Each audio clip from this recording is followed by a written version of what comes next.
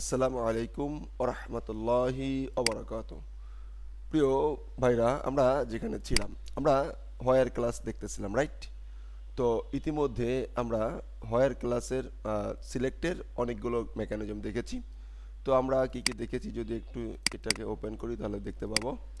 আমরা where by ID, where by name এবং সবগুলো সিলেক্ট করা, কিছু কিছু কলাম সিলেক্ট করা এবং একটা কলামের এগেনস্টে সিলেক্ট করা এবং আইডির এগেনস্টে সিলেক্ট করা। ওকে, এরপরে আমরা যে কাজটি করতে চাই বা যে কাজটি করব, চলুন সে কাজটি করি। তাহলে যে যেমন সেটাকে আগে করে নেই, যেমন সেম গ্রেপ তো ডাবল হয় না, এখানে একটু ডাবল করি। হ্যাঁ, একটা জিনিস ডাবল করি, সেটাকে কপি করলাম, কপি করে সেম টু সেম আবার গো দিলাম। এখন কি হলো, এখন ডক্টর কিন্তু দুইটা হয়ে গেল, ডক্টর হয়ে গেল দুইটা। ডাটাবেজে এরকম ডুপ্লিকেট ডাটা থাকতেই পারে, কোনো সমস্যা নাই। তো যখন এরকম ডুপ্লিকেট ডাটাগুলো থাকবে তখন সেই ডুপ্লিকেট ডাটাগুলো আমরা ক্যাচ করব কেমন করে, তো ধরবো কেমন করে, ডুপ্লিকেট ডাটা স্কিপ করব। আমরা ডুপ্লিকেট ডাটাগুলো স্কিপ করব।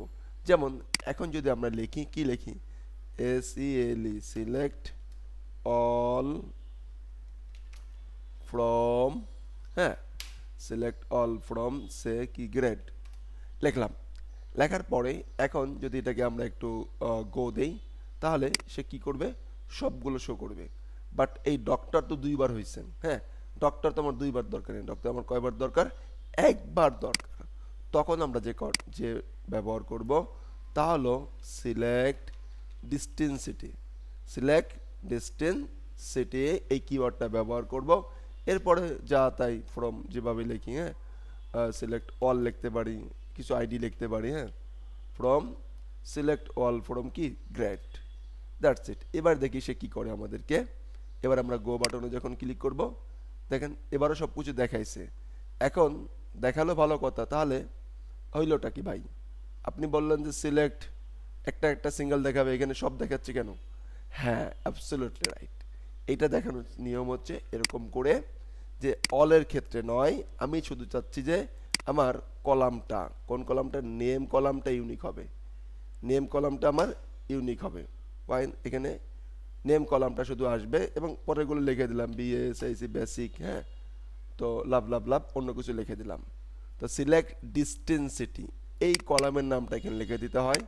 এবার যদি এটাকে আমরা কপি ব্যবহার করি অ্যান্ড যদি একটু গো দেই, এবার দেখেন এবার কিন্তু ডক্টর দুইবার আসছে, আসে নাই। তাহলে আমি বোঝালাম হচ্ছে অলের ক্ষেত্রে হবে না, অলের ক্ষেত্রে হবে না। ওকে, কিসের ক্ষেত্রে হবে, হবে হলো যে একটা স্পেসিফিক কলামকে বলে দিতে হবে। কারণ ডিস্টেন্সিটি বললো কোন কলামটা ও টার্গেট করবে। যদি অল দিতাম, যেহেতু ডিস্টেন্সিটির পরে যে কলামটা থাকবে সেই কলামটার ভিতরের ডুপ্লিকেট যে ভ্যালু থাকবে সেগুলো সে স্কিপ করবে। তাহলে পাওয়ার বুঝতে পারছেন? সে যখন টান দিবে, ডিস্টেন্সিটি যখন দেখবেন তখন কলামের ভ্যালুগুলো চেক করবে এবং শুধু ভ্যালু যদি মিলে যায়, সেম কোনো ভ্যালু পায়, তাহলে সেটাকে স্কিপ করবে অ্যান্ড অন্যগুলো দেখিয়ে দিবে। পাওয়ারফুল একটা জিনিস কিন্তু, হ্যাঁ, কারণ আমাদের ডাটাবেজে ডুপ্লিকেট ডাটা থাকতেই পারে, থাকতেই পারে। ওকে, তাহলে তোমরা হয়েই গেল। ওকে, তাহলে এই ছিল হচ্ছে একটা ডিস্টেন্সিটি কিওয়ার্ড, যেখানে কিনা আমরা নির্দিষ্ট টেবিলের একটি কলাম থেকে ডুপ্লিকেট ডাটা রোধ করতে পারি। এই জন্য আমরা অবশ্যই কি ডিস্টেন্ট কিওয়ার্ড ব্যবহার করব। ধন্যবাদ। অবশ্যই এটা প্র্যাকটিস করবেন।